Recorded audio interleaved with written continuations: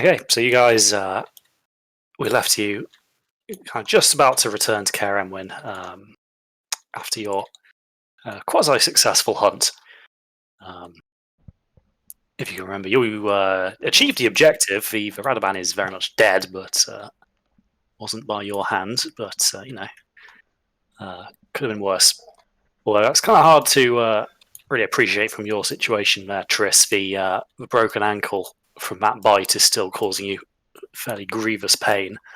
Not helped by Torik's driving and the near constant bumps and jolts across a very uneven track leading up to the main gates. But you guys make it up. The gates are opened for you, and you debus in the courtyard. I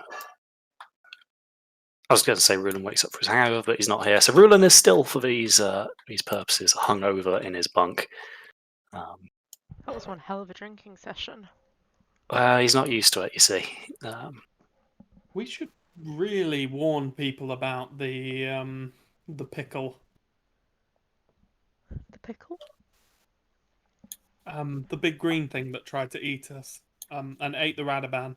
Oh, yeah. Jesus So Christ. I've actually Devil Joe. He's the pickle now. Yeah. So yeah, you guys are kind of aware that the camp seems to be fairly normal now after previous night's celebrations. You can see that Maramark and Yenver have got what appears to be a new batch of recruits training in the sparring circle. To such where your arrival has gone largely. No one's really making a big fuss of it. But it's getting on in the day, so training will probably be coming to a close relatively soon.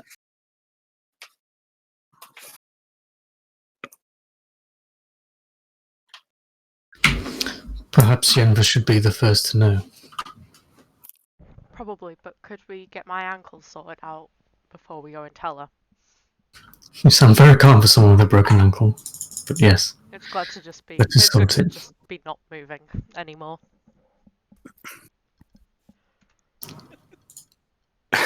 Yeah. So let's take whatever sort of infirmary we have at Caer Enwin.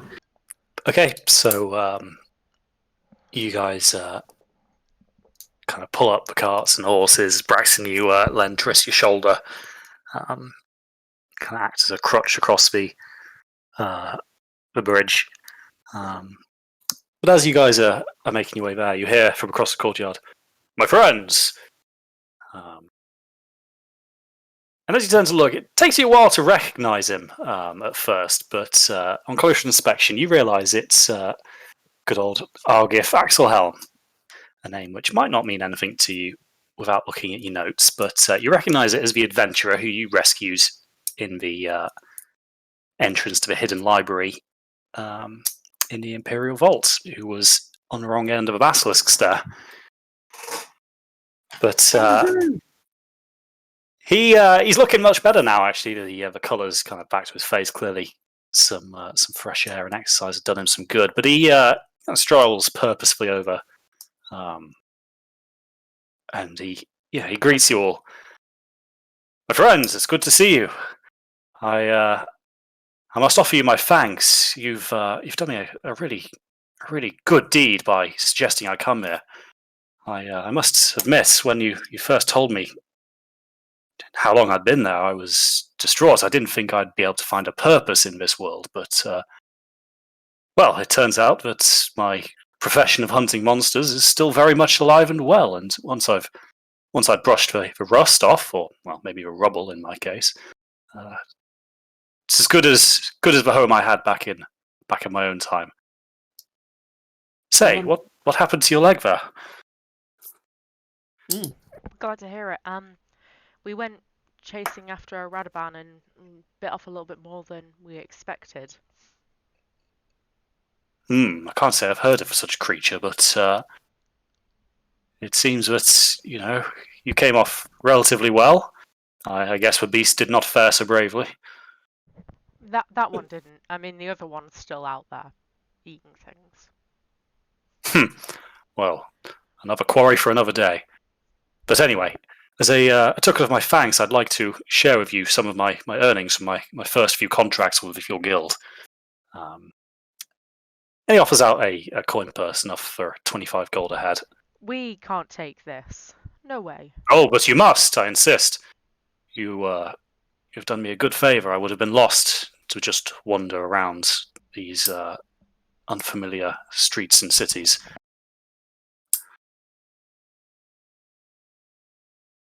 He's holding out and kind of jingling it a bit. He's been quite insistent about this.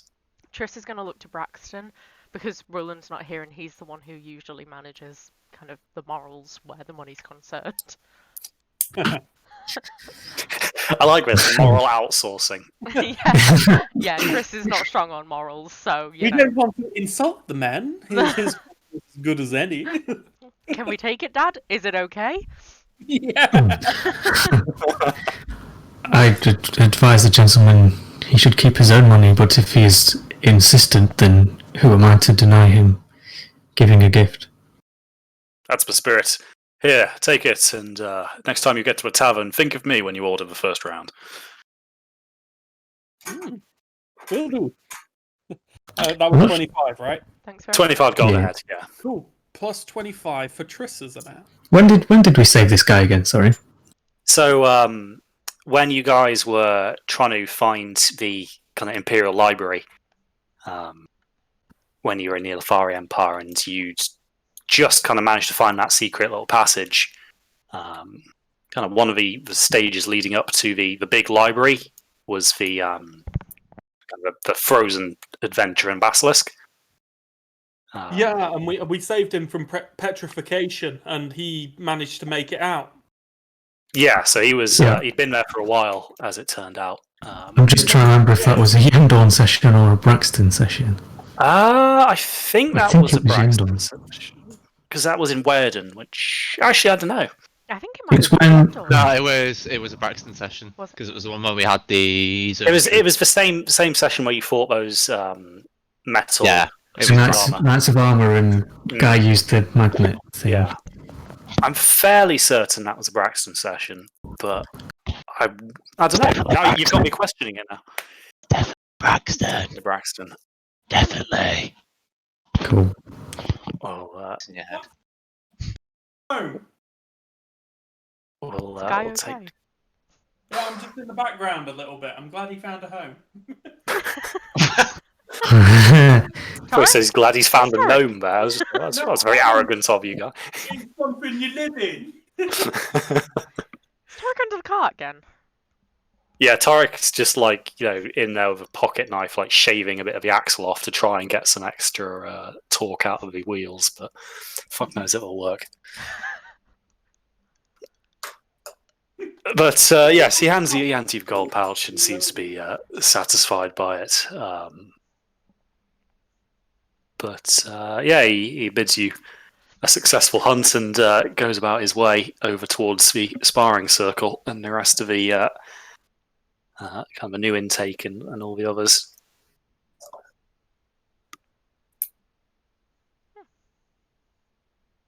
Look, someone's life we didn't mess up. Isn't that nice?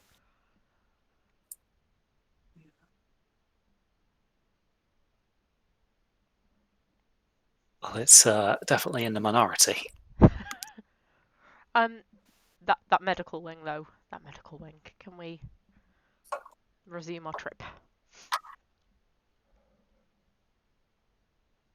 Okay, so with that constant reminder of your situation throbbing, the pain from that, because it's a fairly nasty bite, Triss. You're gonna want to get that cleaned up as well as healed. Who knows what that thing had eaten last?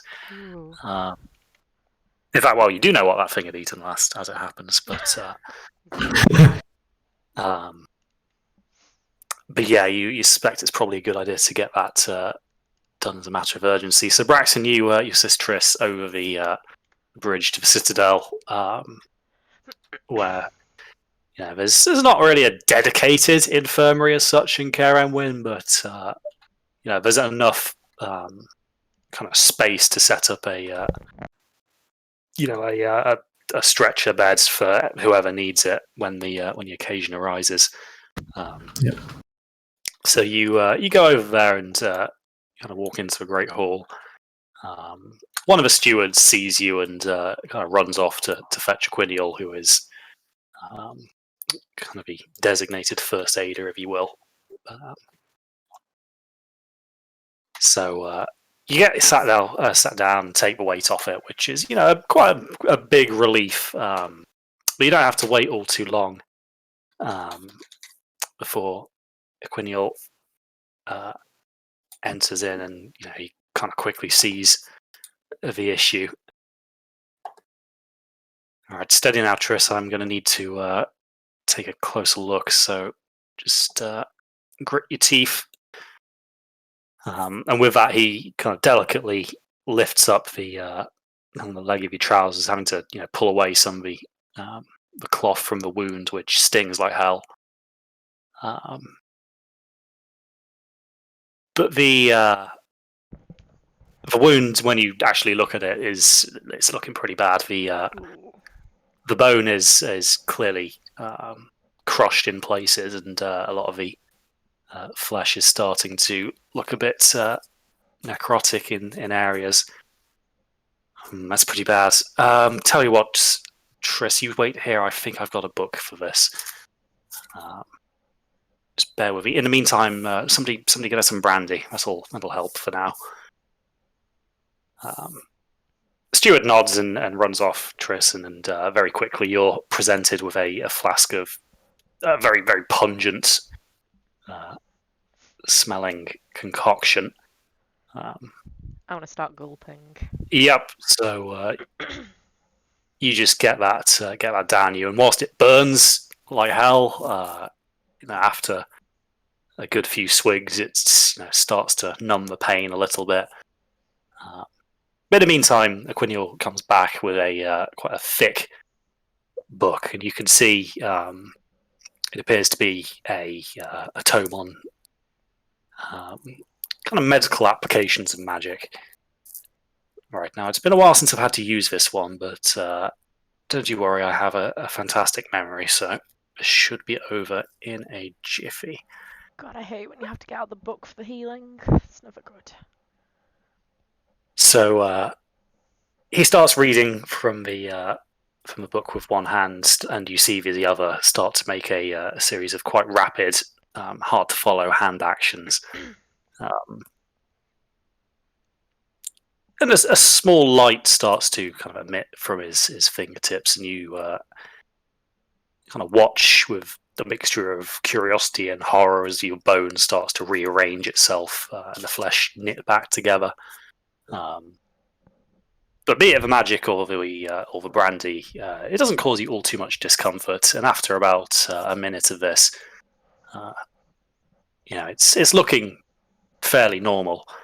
And Quiniel closes the book. Right, now that should do it, but just be careful with it. Don't put your full weight on it to start with. Let's just see how you go. Is there any other ganky shit left in there, or are we cleaned as well? It should be good. The spell is fairly good like that. It's a powerful one. I paid good money for this book. Something like that sounds useful for us. Yes, well, it's definitely come in handy here. That's why I keep it. But I'm afraid it's going to have to remain here. My duties are often required, as you can imagine. Understandable. Would you mind if I had a look at it, though, before I left? Certainly, yes, by all means. I'll come back and do it later. He nods and kind of picks himself up and, just is clearly quite interested to see just how well this has worked. So he helps you to your feet, kind of taking most of your weight. But as you kind of put your foot to the floor again, it feels like it's back to normal. There's no longer any shooting pain when you put pressure on it. And as you ease more of your weight onto it, it seems that whatever spell he's used on you has indeed worked. Superb. Let's go and find Yenva then, and let her know about that big pickle thing. Pickle? The angry pickle creature. Well, perhaps you can bring it up tonight. I think Rock had finalised his plans if you wanted to go ahead with what we talked about earlier. Well, that's good. Very well. If you'll excuse me, I must get back to my laboratory. Torik's schematics are proving to be very interesting indeed. Thanks very much, Aquinil. I think nothing of it, Triss.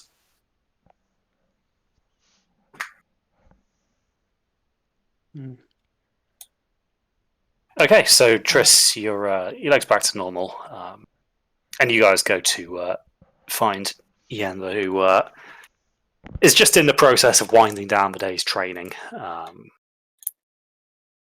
The cadets are looking, pretty thoroughly beasted. Lots of them you can see already have, fairly prominent bruising appearing on faces and all that. You see Maramark standing very proudly with a wooden war axe over his shoulder. He clearly quite enjoys his role here.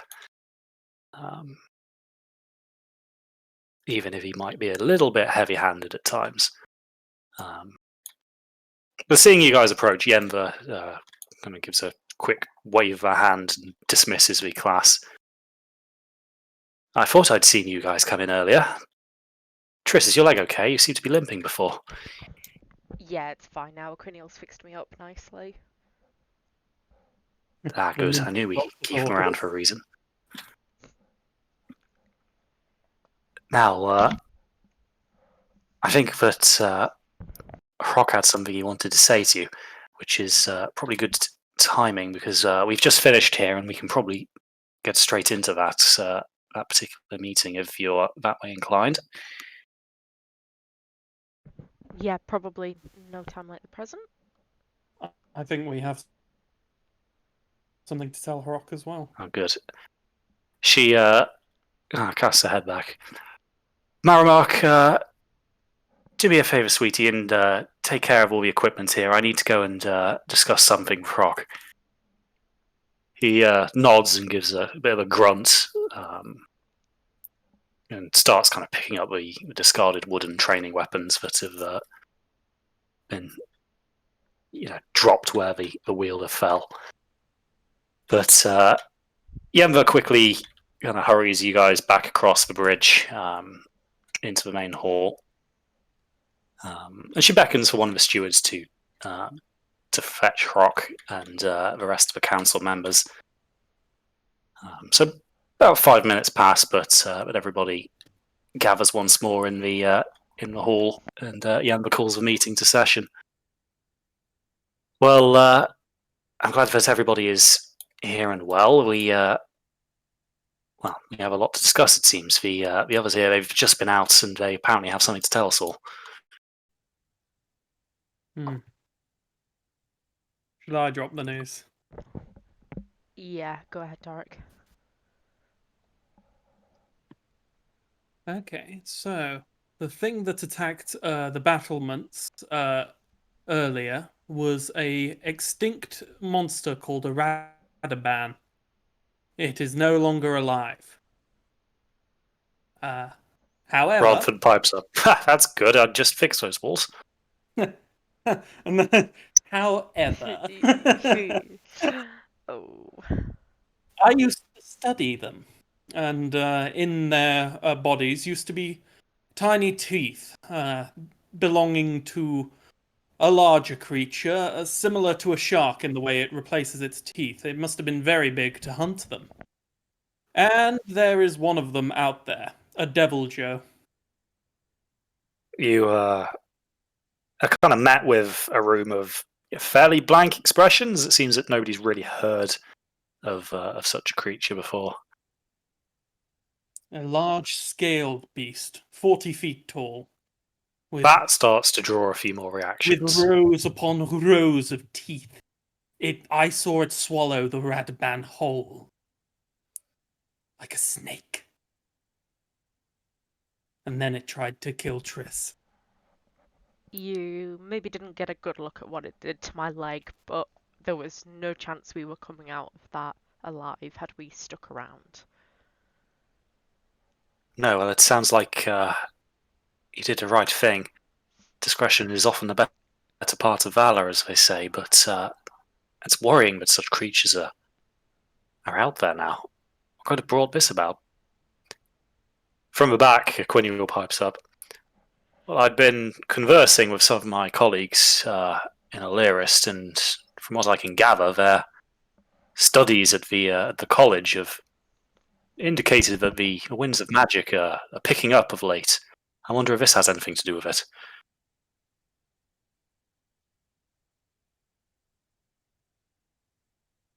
I suspect it's all linked, and the keystones, and the increase in monsters, just generally.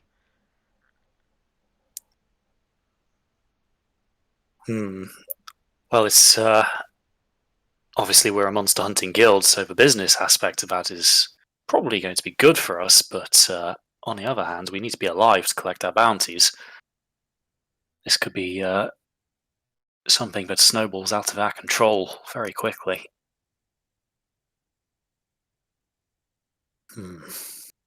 Well, I think we'll need some more information on that before we can jump to conclusions or even have to think of a viable solution to it.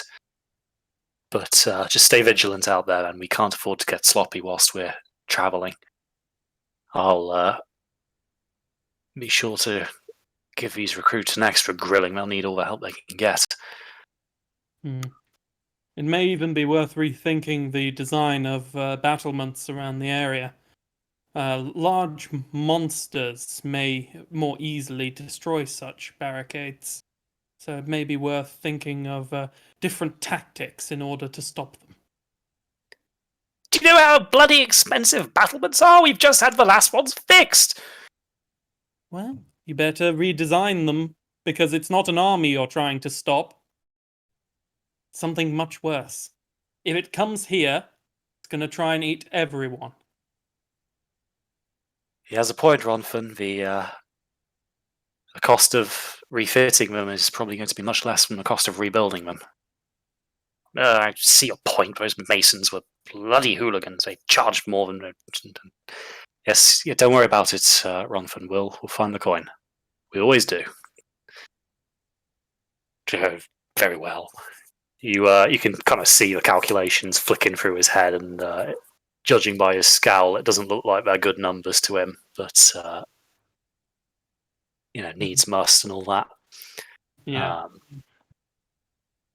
Well, we'll have to be a bit careful about that for now. But in the meantime, something we can do. Croc, you wanted to speak. Yes, that's right. And he turns to face you guys.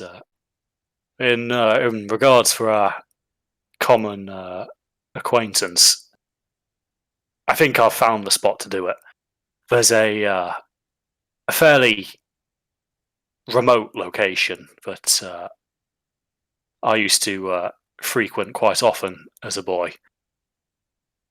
It's not too far from here, but as an ambush site, it would be fantastic. The area has a naturally formed cave, very deep, very dark. Only one way in and one way out. If we can lure them in there and then jump them, we should have the upper hand completely.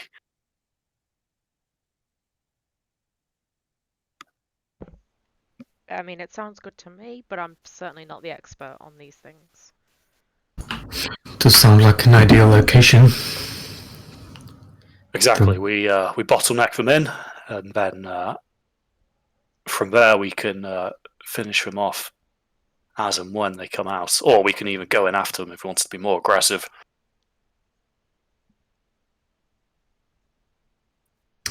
Yes, I guess the next big piece of the puzzle is how we lure them there. Well, that is where the tricky part comes in. But I've got a few contacts in the court in Parfunas, and I'm sure Aquiniel's friends in the College of Bayford would be all too willing to put out the news that a hidden Tildraci site had been uncovered. I suspect from there it won't take too long to disseminate to our friends. Very good. Once that news is out, we'll have time to set up and prepare our actions. It'll be one swift blow and should hopefully cut off the head of that particular snake.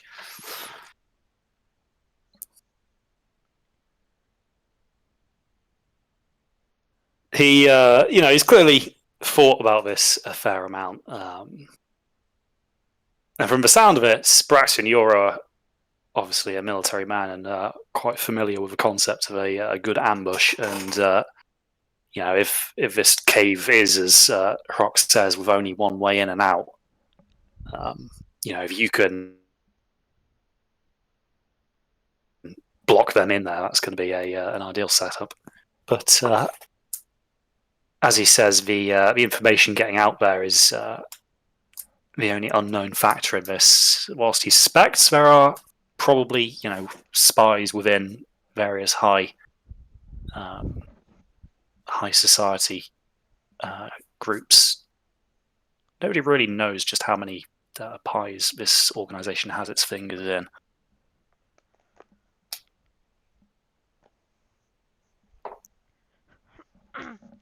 Okay, well, at least that part is handled. We just have to think about how we're gonna better them when it actually comes to getting face to face with them. We've never done very well with that in the past. Well, that I think is up to you. I'll leave the details of how you want to plan that to the people who'll be fighting.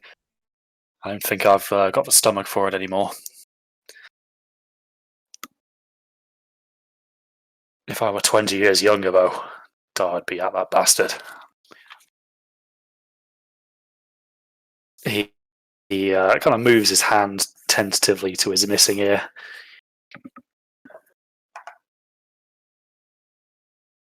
Yenva pipes in at this point. I don't know what assistance we can give you. I don't really have the conviction of sending the new recruits out with you. They wouldn't be much help. And as it stands, we're already struggling to fulfill our contracts with the experienced hunters that we have. We'll make it work, sure. I'm sure you will, but please be careful. We can't afford to take on too many risks. As this new information has come to light, I think we're going to be even busier in the near future.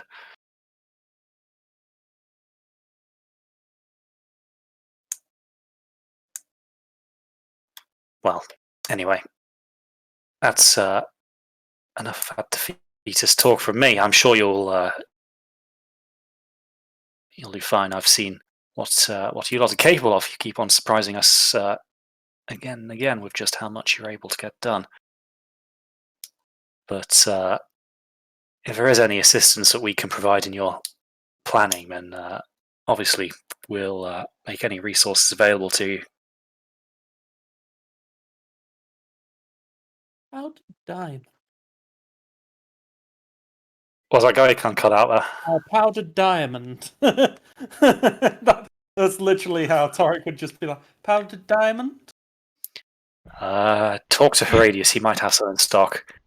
I kind of imagine that Triss probably spends quite a lot of time sat in Torek's head just because of her interest in knowledge. Did she pick up anything from what Torek's just said? Oh, hello, voice number 4. Oh. Where did you go? Yeah. Yes, I imagine. Well, in fact, I'm going to let Torek describe what happens in Torek's head because I think he knows best. Is Does it he? like a visual representation? Because if so, I'm going to need like a week or so to prepare. Because Just a That's rough combat. overview for all of our sanity here. That's a combat encounter. That Just like everybody around the table just fucking dies because went for a We little need to road go trip in. through Torek's head. going to be our Inception special. Oh dear. For the Boosh but- episode of yeah, Journey to the Center of Punk. I've already got some powdered diamond, but my thoughts are that most of our engagements are on the offensive, but now we're on the defensive. Maybe we could set up some glyphs of warding. Oh. Yeah, that's a good idea. Very, very powerful magic. They need powdered diamond as a ingredient. But they're proper worth it. We had some glyphs of warding around the old academy, and every now and again you'd hear a bang because a wild animal had walked within the premises. And there was no wild animals anymore. Oh god. Well, if it'll do for a wild animal, it's worth a try. Mm-hmm. Yeah. Who's woofing Oh, in the yes, conversation? Torek, which voice? Who's which what, voice sorry? is that? Which voice is woofing, Torek?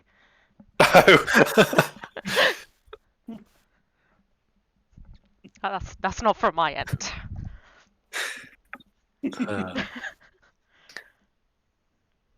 So yes, Yanva suggests that it might be worth speaking to Herodius for your supply needs. As with Quartermaster, he's going to be the one most likely to just randomly have powdered diamonds lying around. Mm. Yeah, I'll have to go check that after the meeting, just because glyphs of warding are just fun. And since we're luring an enemy to an already predetermined location, we could lay traps, and there's no better trap than that.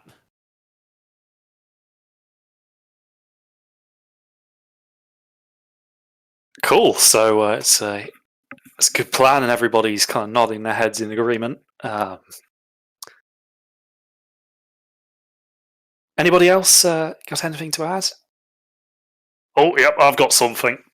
Horus kind of stands himself up from his bench, kind of unravels the blueprints on the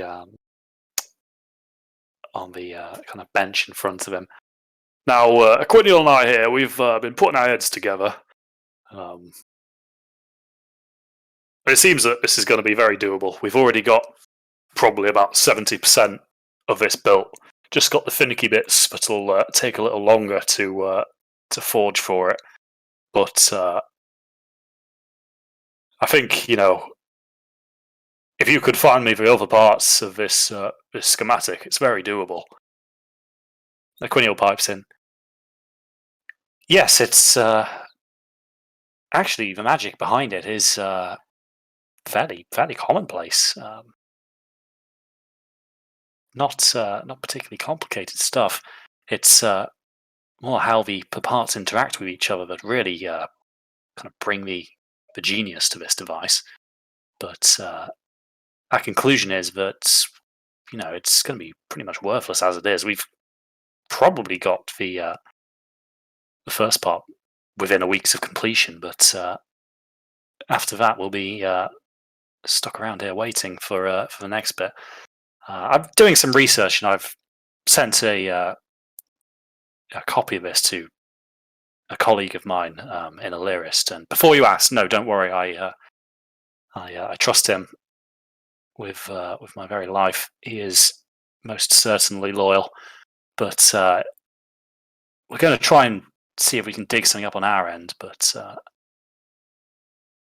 yes, we'll be most intrigued to see what you come up with next time, Torek.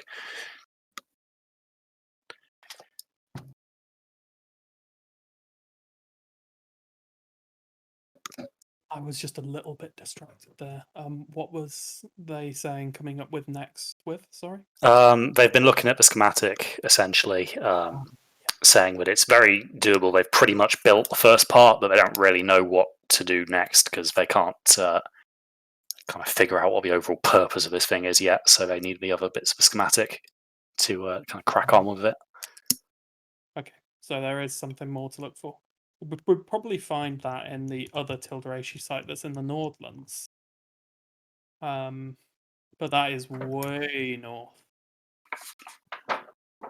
Yeah, Don't know any druids. there's something to think about anyway.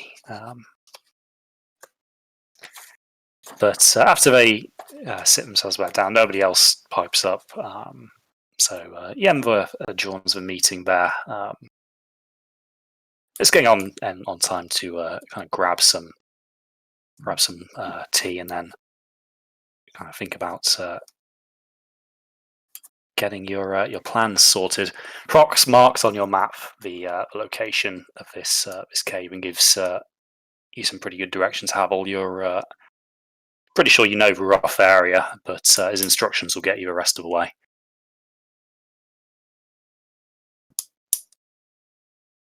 So, Guy, we off to Herodias? Oh yes. I'm gonna visit Herodias. Okay. So he has some powdered diamond, and will give that to you free of charge because Yenva has instructed the guild to assist in this particular expedition. Oh, in that case, I'm just gonna be like, sorry, it can't be the easiest thing to give away. Well, actually, it's not many people who come asking for it. This stuff's been sat in my warehouse for quite some time now. Yeah, man, I could have taken it episode 1. Oh well. Cool. So how much powdered diamond are we talking? Because I already had a use for one rune of warding. You've probably got use for another in there. Nice. Feels good to tap that up another quantity. I spent 250 gold on the first dose, and I just haven't had the opportunity to use it yet. It's a very powerful spell, but it is quite a situational one. Oh yes. But as you say, due to the nature of your work, you tend not to have the time to really dig in. But looks like now you may have that opportunity. Cool. So anything else you particularly interested in shopping for? And that goes to anybody here. If you want anything, just pipe up. Do it all in one I go. need to stock up on them arrows of the iridium kind. Actually, keep an ammo count. Yeah, of course I do. Ah. Well, iridium arrows aren't. They don't grow on trees, mate. Yeah. They grow in the ground. I have done. I've got 12 left, so I need 8. Can't remember if that's right or not, but sounds Okay, about right. so at 5 gold apiece, that'll set you back 40 gold. Cool. Muchas gracias. I will update that. Currency minus. That's about all I need. Cool. Well, if nobody has anything else to add in terms of shopping interests, then I guess probably call it there for the night and get you guys in your bunks. So, before we do that, can I head back up to speak to Aquiniel and have a quick flick through that book? Yeah, sure. So he lends you the book, Triss, and you can see that a lot of the spells within it are, well, in fact, not most, all of them are of a healing nature. You've got them ranging from your kind of minor magics, so like the healing word, all the way up to greater restoration. However, the method of casting these clearly implies that a fairly deep-rooted magical knowledge is required to cast these spells in a fairly traditional manner. It doesn't appear that any of them are rituals. Okay, cool. I'll take the book back to him then in that case. Okay, so yeah, it's kind of quizzical that you borrowed it for only an hour or two, but he kind of puts an eyebrow. Well, not enough pictures. It's not quite how it works with me, but I think Braxton's keyed up on the majority of this anyway. Maybe, or Torrik is. Somebody knows a little bit more. Well, perhaps. But Triss, I'm not so sure I want to know how it works with you, to be honest. The lesser. But he takes the book back and goes to stash it in his little library, leaving you free to head back off to your bunk. Now the bunkhouse is once again busy, although the recruits seem to be fairly knackered after the day's training, so it's not all too loud. You've definitely stayed in rowdier taverns in your travels, so you guys are able to get a full night's rest. So long rest if you haven't already. Yes.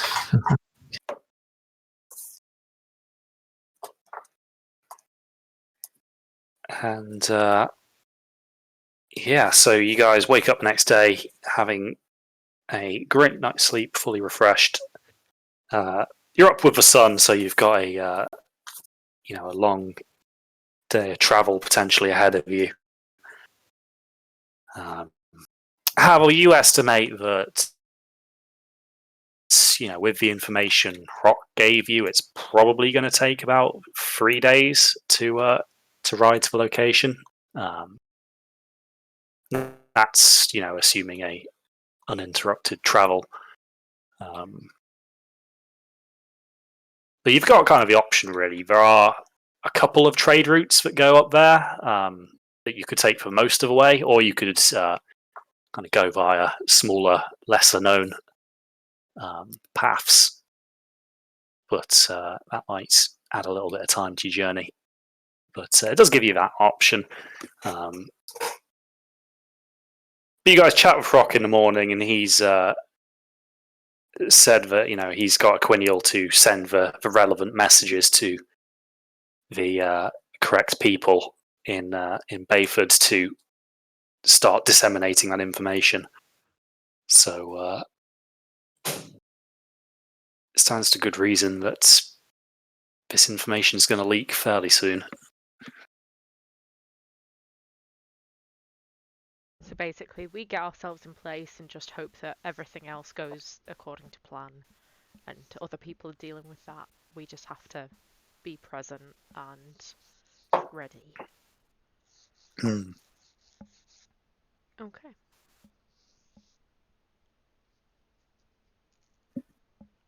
Alrighty, Havel, which route are you leading everyone down?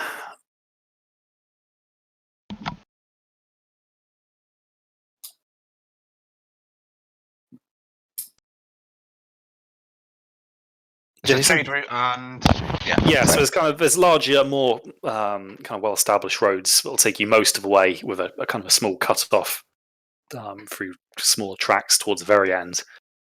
Or you've got your smaller dirt tracks the whole way there. The trade route will definitely be faster, probably looking at maybe a day shaved off the trip to take that route. See, I'd personally, quick is better, but also if you're going down the trade route, chances are more people will see, and considering everyone, they have spies everywhere, I'm just assuming it might end up letting them know where we are a bit sooner.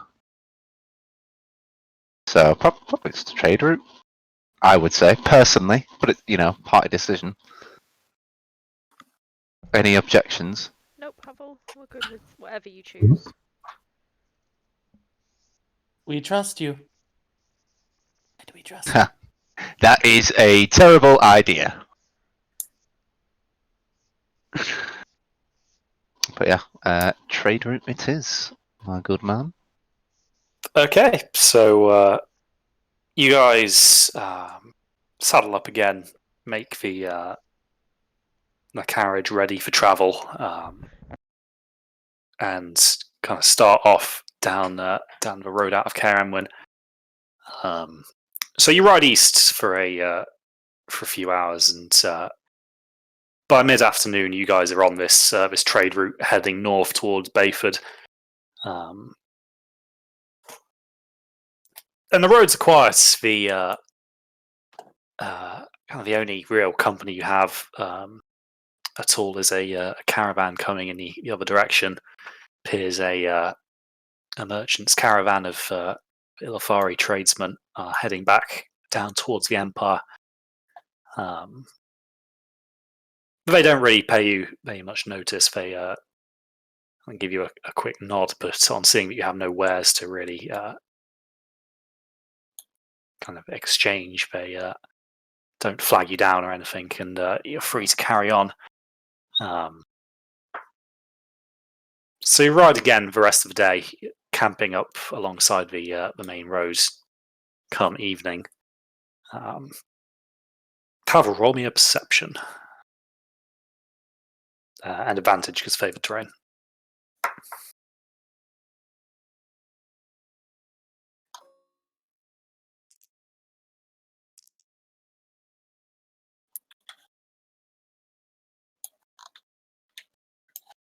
I'm muted, aren't I? Yeah. You are. That would be why nobody's replying.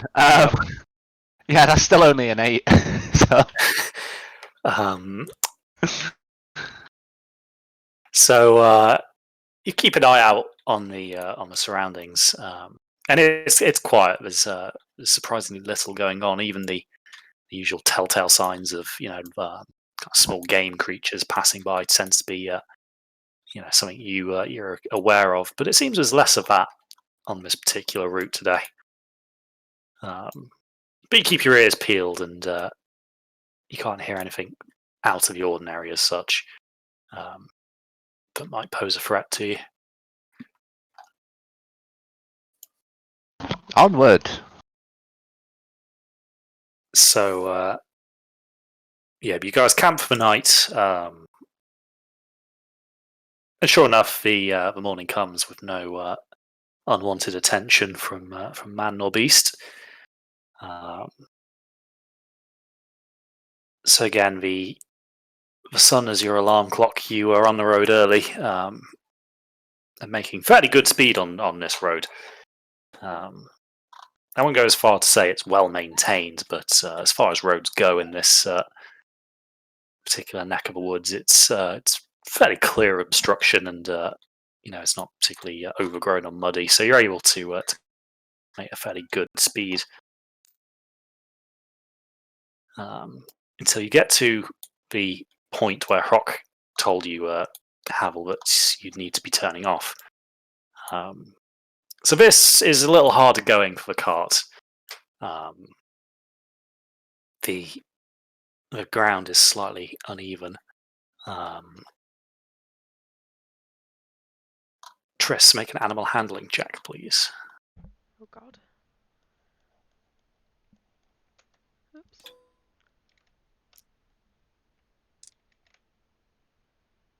Okay. So you're kind of going along.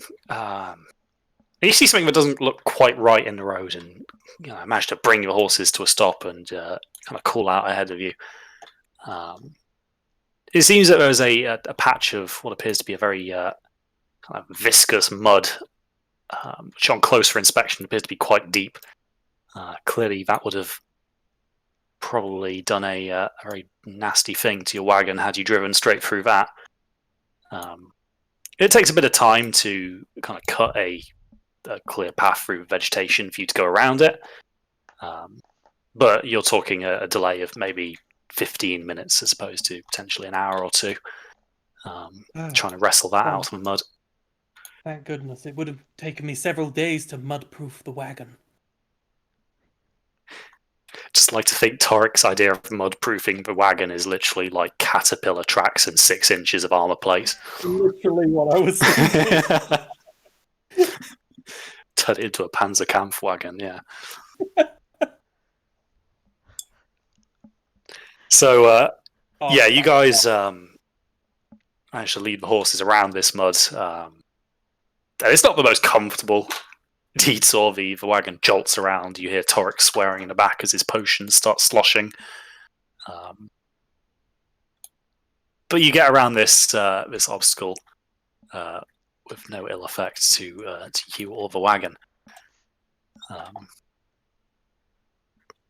Now, because you've made good time on the roads, it's actually only about 5 o'clock in the evening when you arrive at the location Rock has specified. And you can see that there's a bit of a clearing there, with what appears to be the ruins of what looks to be a cabin of some sort, either once maybe a forester's hut or something like that, but now little more than a pile of rotting lumber and toppled stone. But the other end of the clearing was a bit of a hillock, and you can see what appears to be an opening down into this cave.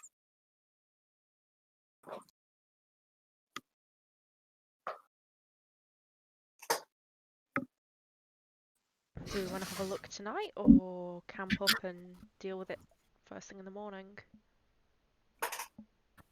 I'd say we have time to make an initial scout this evening. Cool. Let's get the horses sorted and go have a wander down. Okay, so you hitch your horses up to some of the building's timbers and dismount and make your way over. The entryway is fairly narrow. You have to kind of crouch Braxton and Howell as you go through. But it very quickly opens up into what appears to be a much larger cavern underneath. The entryway kind of slopes down into a floor. And it seems that somebody has been in here before, because a lot of the there's a couple of pillars in there, and they clearly have some something scrawled into them. You can't really tell from this distance, even the ones with dark vision. It's a bit far to really determine what it is. But it looks like Rock was right. There clearly is just the one entryway here. It's a vast cavern, though, probably about 150 feet across. Very, very hard to see the kind of far wall from the entryway. Probably quite a good place to hide someone if you were that way inclined. I'm gonna do an Arcana check on those runes on the pillars. Are they imbued? Did someone get my idea first? Sure, so roll me an Arcana. Sure thing. Get a +9 to this roll. 23. There was magic here once, but it was very old. Okay. So as we're walking by the pillars, I think Torek will say something dramatic like, "There was magic here once. It's long faded." So as you draw nearer Torek, you could see that these pillars, whilst now damaged, were clearly once structures of some sort. And it seems that at one point they held carvings of some sort, but vandals or other malevolent actors here have long since ruined any historical value. You can't really... Sorry, carry on. Is there anything about the environment that is reminiscent of any of the other Tildrace ruins that we've been in? No, it doesn't appear that there's any other structures here. It appears there are only a couple of misplaced pillars. Could I wander up to the pillars and cast Identify on one of the kind of carvings that are slightly faded? Sure. So you walk up to this and kind of have a a gaze with your other eye, and this helps you see through the graffiti to what perhaps once was. Whilst it's not entirely clear, it looks like whatever this is once belonged in a temple. It's a kind of a depiction of a religious occasion at some point. You can see the kind of figures of priests and worshippers. It doesn't really go into much detail. It seems like a fairly generic thing, but it was probably important to a temple at some point in its past. It also looks like this probably wasn't its original home.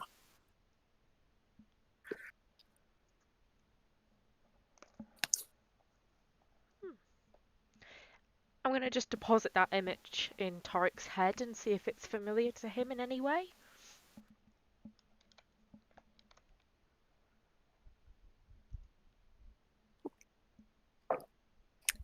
Go on then, Tarek, roll me a history. I knew you were going to say that. I love it when you say that. I love my plus 13 in this skill. It's beautiful. Potentially a plus 18 if he flashes it. Yeah. Is that a hint? Should I? No, that's going to be more than adequate. So you're kind of aware of pieces like this in previous digs. It tends to serve more as decoration at the entryways to temples, rather than being like the main substance of a religious focal point. But it's kind of equivalent to, say, a stained glass window might be in a church. Like it's there and it's clearly of religious significance, but it's not the main show. It's the kind of like atrium to the house. Pretty much, yeah. It's the frosting on the cake. I'd like to think that Torik's brain for a little while is his little voice, each voice just doing like a different analogy for that.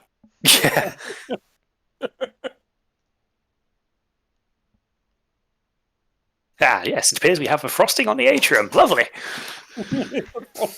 Yeah. Just comes out all in one go.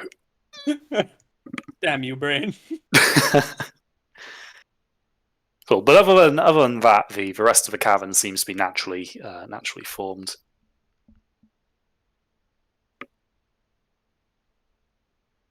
But you scout around,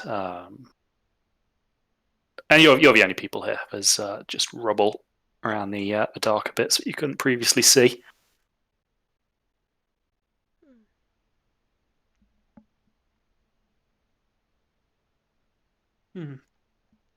Right.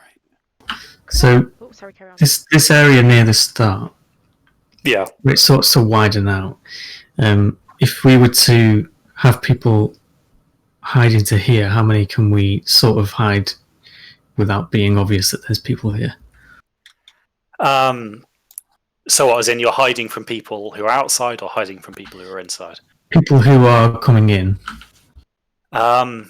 You could hide in the recesses of the cave quite easily. From the entrance, there would be definitely locations towards the back where you would be able to get out of line of sight. These pillars do offer quite a bit of good cover.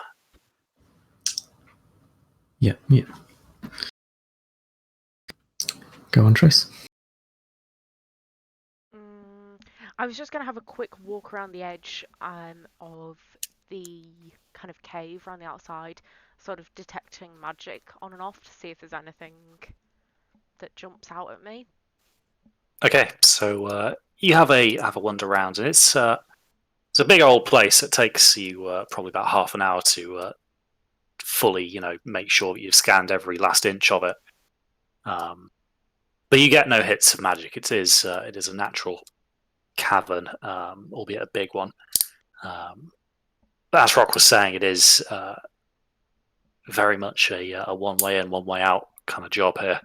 Not even the smallest of little crevasses to slither into. Perfect.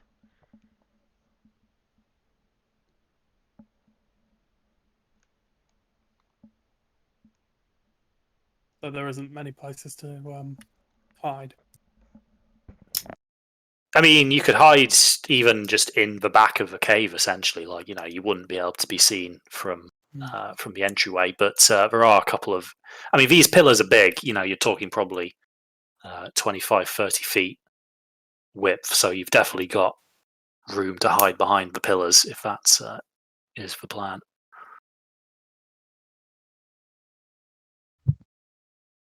Okay, so either we can be in or we can be out. I'm favouring the side of out.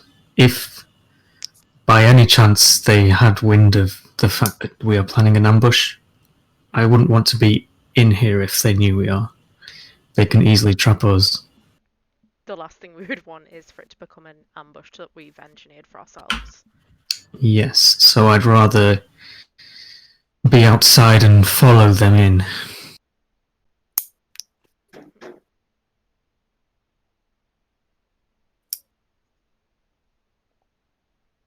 Well, how does the roof look in this area? As you would expect in a cave, so it's not particularly uniform as such. There are bits that hang lower. As it opens out in the middle, you do have a few stalactites, but they're not particularly massive.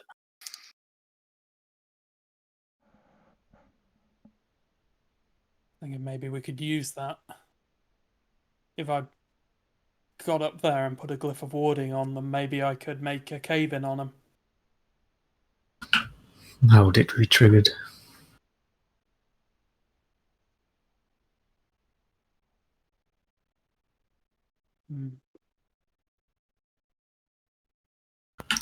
I think we want the glyphs potentially on a pillar, somewhere they might look, but not too close to the entrance. If there are many of them, we want time for all of them to get in before any sort of glyphs go off.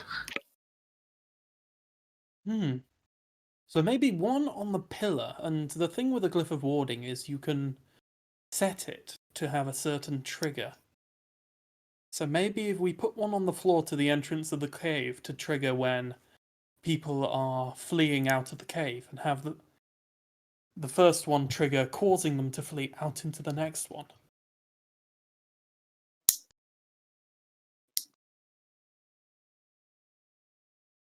Triss is just gonna look at you blankly. She hasn't got a damn clue.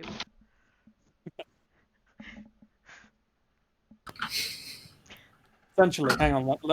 Let me just. I don't know the spell.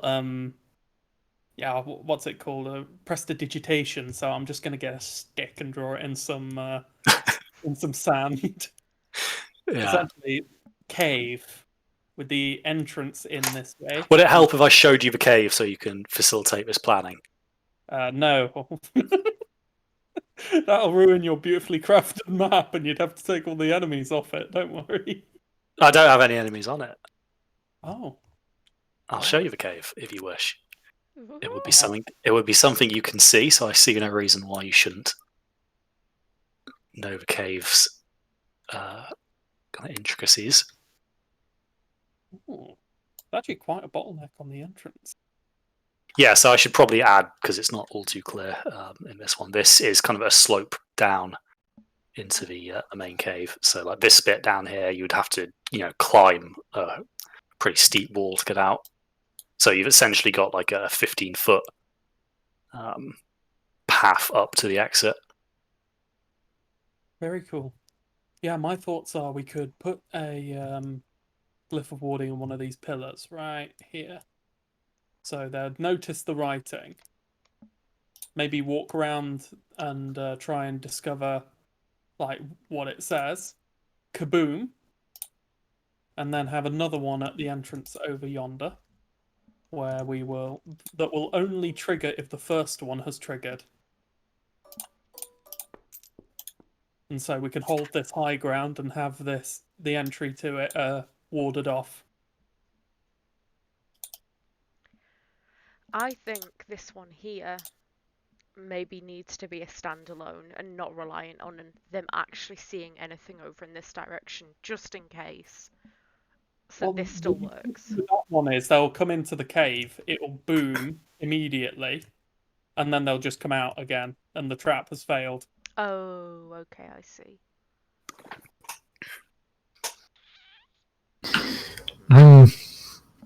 how much benefit the second ward actually gives us? Well, it'd be like a say they are invigorated by a person who has been hit by the glyph instead of afraid. We have the higher ground, and we have the only entryway to it blocked off by an explosive. We also will have the only entrance blocked by ourselves, right? I don't No, think we want to be too close to the glyph. I thought we might position ourselves here. So we wait for them to come in, and then we position ourselves on the high ground and await the first explosion. I think the first explosion is our cue to move in. We are hidden until that point. We move in. Holding the high ground may be useful, but predominantly we are not based on ranged attacks. If they have many archers and we are stuck up the top of a hill, then that's a bit of a predicament potentially.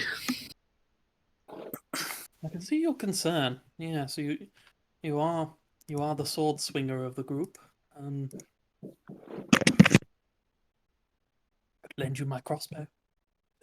Just holding up this like wrist-mounted crossbow. Like the straps aren't big enough to go around your wrist.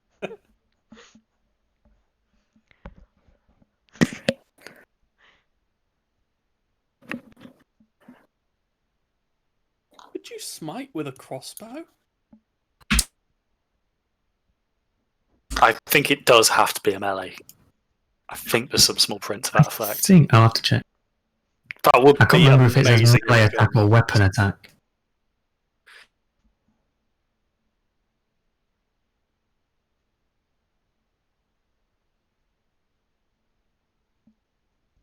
Yeah, it specifically says melee weapon attack. That would be silly. Just get like your paladin with a trebuchet and just Yeah. smite us. Or you multi-class any ranger into paladin, one level in paladin. Yeah, God, can you imagine Havel with fucking smite on one of his attacks as well? Great, what are you on about? I'd love it. I bet with the next supplement to 5e, they'll have smiting initiate or something to allow that to happen as a Probably. feat. Just like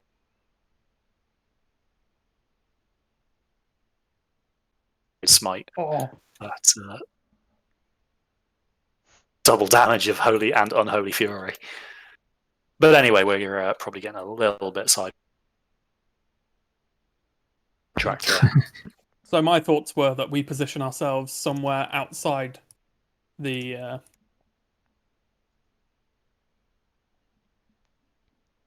I mean, if we see them going in, we could just give them a minute or two to get kind of into the cave and then exit follow in and have anyway. this easily defensible high ground. Although we don't know their combat potential, this does seem like a good idea for now. But one Even thing if you it's could just do, a Brack, distraction. you could jump. How big is the drop here? The slope. Probably looking at about 15 feet. You could slide down it relatively easily. It's not completely vertical, but getting up might be another challenge. Trying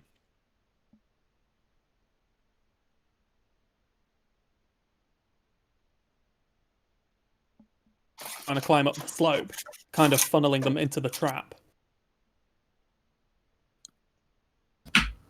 That could work.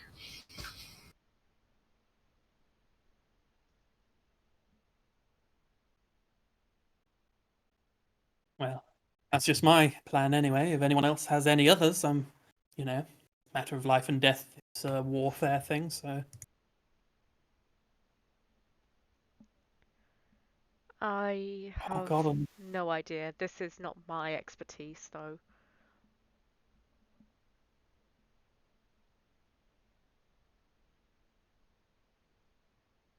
It seems we can fairly easily traverse the traverse this small drop without triggering the ward. and the ward gives some protection to Havel and Triss, who will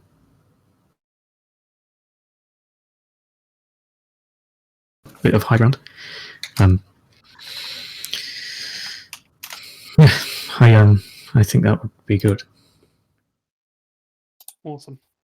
I guess the last question is: do we want both glyphs to be a explosive glyph? Because there is one option to just make them explosive, and they do 5d8 damage plus my intelligence because I'm a alchemist. Or I could have them store a spell to kick off. So we could start off the battle with like a stored spell firing off, but I don't know if that's really worth it or viable. I think that's probably the best option. The point of the mission is to hopefully, well, I think if possible, we want to take some prisoners for more information on the group. So if we start with a highly damaging ward and they've only sent one scout, potentially we've sort of squandered the whole mission.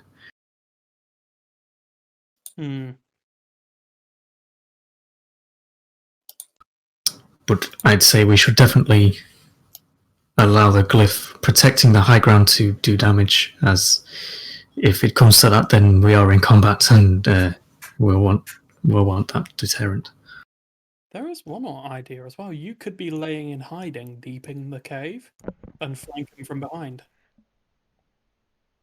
Theoretically, I could stay with him, It's a given maneuver. that if things look bad, I could dimension door us back out. So what you're saying, you and Braxton behind enemy lines, like our DPS flanking them. Yeah. Yes, I can get behind this idea. We have a method of escape that sort of eliminates my one fear with being inside the cave. Cool. And then me and Havel will do the original plan, wait outside the cave and cut off the escape with the assistance of Arun for our own protection. Yep. You could probably count on Ruler as well, but who the fuck knows? He is 44 minutes after he said. He is so drunk. Wow. That is one hell of a hangover. Rulan, wake up, come on. Should I shock and grasp him? I love the idea you've just brought him along in the car. Yeah.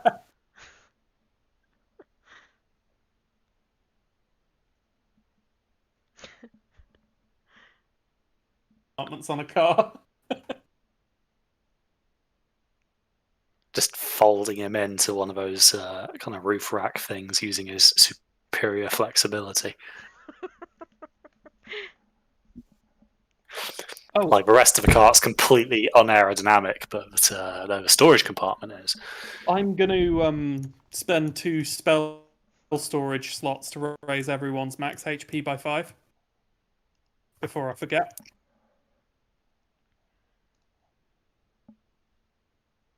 Okay, let Where me am I? jump that down. Did I just hear the zip of a pencil case? You did. I forgot to get my pencil before we started this. Dude, I need a pencil case. All I got is just a tub of mess. That's some of the pens have ink in them, some of them don't.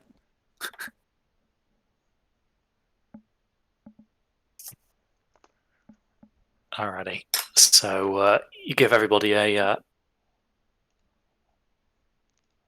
Is there a time limit on that guy? 8 hours. Okay. 8 is not usually not So a good. 8 start. hours and 5 minutes later they arrive. Yeah. Oh.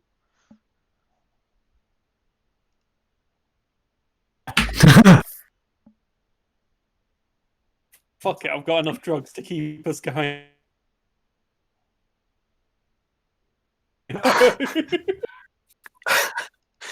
Okay, so are we setting up the glyphs then? Yes. Okay, so explosive and another explosive, or explosive and something else. I was considering making this one like a spell of web, maybe to capture one of them as they try and flee. Yes. But, yeah. The first one, Okay. that they'll set up, we should have crowd control because we don't want to potentially kill everyone. The second one is damage if they try and attack us. Yeah. And since it's Toric, I think his spell glyphs would probably be It's up to you. lightning Can be. damage, right? Could be acid if you wanted. Yeah. Oh, it just blasts the fucking powder everywhere that starts melting things. Shit. Just fucking corrosive claymore. Oh, that's fucking brutal. That is kind of brutal. Oh. One day I'll find what lies in between mixing the elements of lightning and acid. Wow. It shocks and burns. I've Yeah, had that. I'll make. Oh. I'll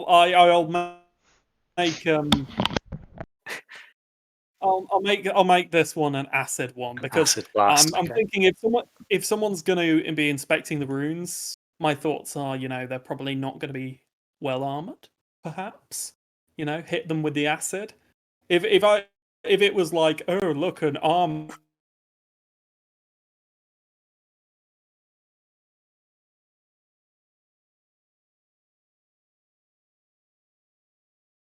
An acid trap. Okay. Yeah. So you and, cast that one already. It goes to plan, and the magic fades into the rock, invisible to the naked eye. Sick. And this one, I know that Braxton wants me to make it a web thing. I'm so tempted to make it lightning now.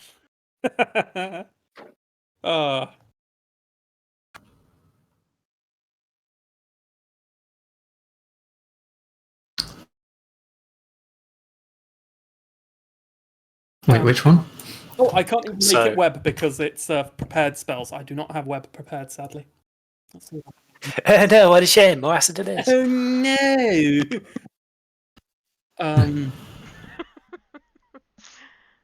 Oh, it'd be a really cool tactic to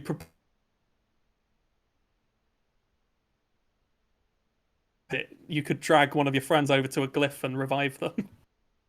That's actually kind of cool. I'll make a unique mechanic in a boss fight, perhaps.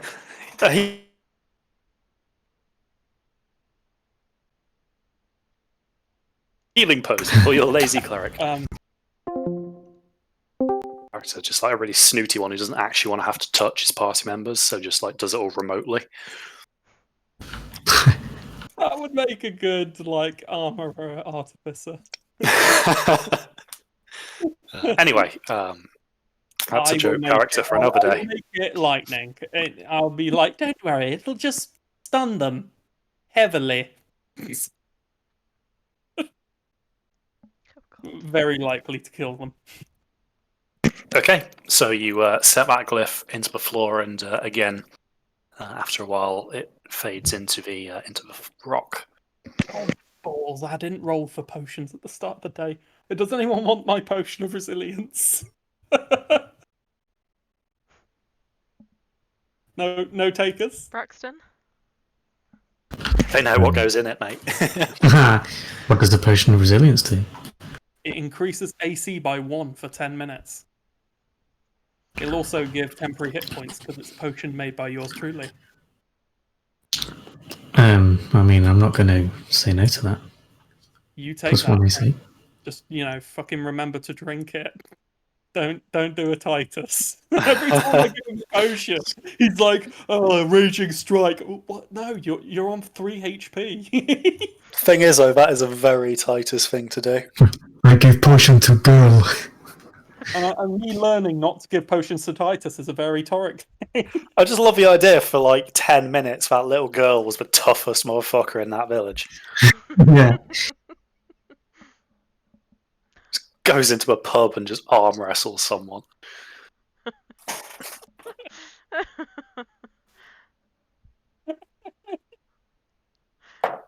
It was kind of cute, but at the same time, like Torek was just like, "Oh God, no!" A dosage wasn't meant for children. Yeah, I gave it a Titan's dose. You just gave him like a double dose of Calpol or something. That's just all it was. Just that and the placebo effect is enough for Titus. What I think's funnier is the immediate panic. It wasn't designed for children, and then the immediate note taking to find out what the result is going to be now a child has taken it. Oh, experimenting on children is wrong. However, Happy accidents. yeah. Right. I don't have any further plans to prepare for this here soiree. Does anyone else? Bear with me a second.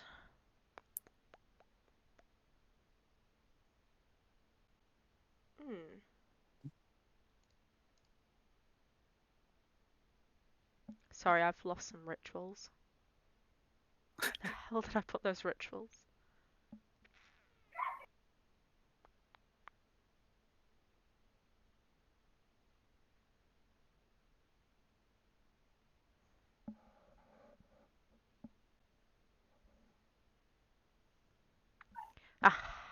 Ah. Okay, right, no, that's fine. I'll do this close to the time where we think. I have telepathic bond. As a ritual, and the duration is an hour. You can forge a telepathic link among up to 8 willing creatures of your choice within range. Oh, the range is 30 foot. But... nah, doesn't matter. Ignore that. Yep, nope, I'm good. Okay. So we've got the makings of a plan. Torek has laid his mines. Now you just need someone to trigger it. This one will trigger whenever anyone will like get close or interact with it.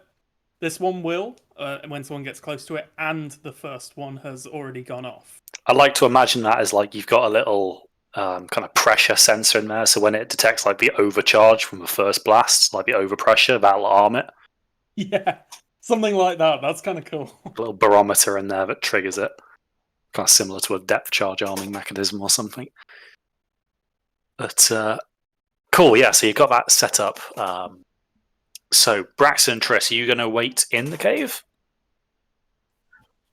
Yes, making sure to go down the slope rather than across the cliff. Actually, no, we can go across the cliff. This one is It's not safe. a You trick. can walk on it. It's safe according to Torek, so I'd probably take the slope if I were you. Yeah, I'm taking the slope. Recently healed broken ankle or no. Yeah, it's not a particularly vertical slope, so you're able to kind of slide down it, like just using your hand to stabilize you on your way down. So you guys make your way into position there,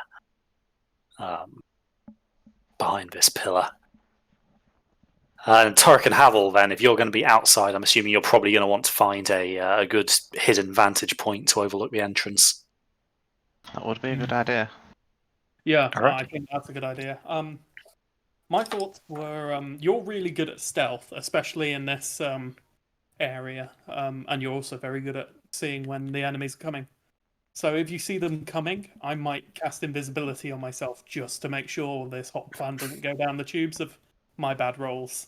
That's a good point. Who's got the amulet for stealthy stealth? Oh, that's a point. I think that's on Triss at the moment. I think. Yes. Do you two I was going need to say, do we want to give it to the person who has the worst stealth out of all of us? Okay, so Braxton? Just in case. Oh, I mean, it's scry proofing, so it's only from magical. If I give Yeah. you... Oh, if I give +1 to stealth. Yeah, no, Well, Rulin has the stealth one. Funnily enough, if they use detect good or evil to like try and make sure it's okay, that would protect from a ping of good. Yeah. Probably Something also incredibly King evil Weasel. outside, though. Yeah, no, it's Rulin who has the stealth amulet. I don't have that. Oh, sorry, he's unconscious in the truck. We'll just Just grab it off him. Oh Simple. God. yeah, it seems that we probably can't count on Cal making an appearance tonight by the looks of it. He is an hour later than he thought he'd be, so I'm assuming he is dead to the world at this point. In which case, then, I'm going to put this to the floor here and say, because if Rich is heading off in the next few minutes anyway, with just the three of you, like, as an aside note, this is probably going to be a big fight. It's also an important fight for, like, story purposes. So if people are okay to kind of maybe at some point in a week do like just a shorter session of like a couple of hours to just do the fight, Yeah, it works for me. that might be a better option than just powering on Yeah. with the three of you. That would be probably the best thing, yeah. Okay, cool. Well, we have the makings of a plan, and I do love a cliffhanger, so it keeps Yeah, you all coming back. I Cliffhanger. kind of, Wow. I